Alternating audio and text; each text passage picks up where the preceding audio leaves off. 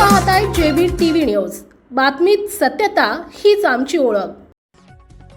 होळीच्या रात्री थरार माथे फिरून 5 दुचाकींना लावली आग, लाखोंचे नुकसान। धुळ्यात मध्यरात्री आगडोंब बुलेटसह 5 गाड्या जळून खाक, संशयित अटकेत।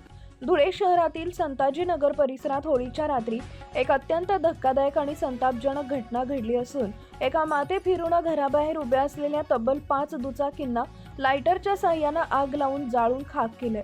अभय कॉलेज जवळील प्लॉट नंबर 85 मध्ये राहणारे अगरबत्ती व्यावसायिक भरत चौधरी यांच्या घराबाहेर मध्यरात्री 2 ते 2:30 वाजेच्या सुमारास हा भयंकर प्रकार घडला।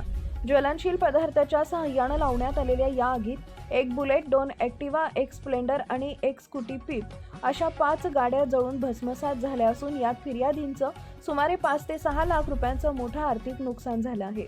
या गंभीर घटनेप्रकरणी धुळ्याच्या 40गाव रोड पोलीस ठाण्यात रीतसर फिर्याद दाखल करण्यात आली असून पोलिसांनी तातडीनं कारवाई करत एक संशयित आरोपीला अटक केली आहे। या घटनेमुळे संताजी नगर परिसरात एकच खळबळ उडाली असून 40गाव रोड पोलीस या प्रकरणाचा अधिक तपास करत आहेत। मुख्य संपादक जतीन बोरसे।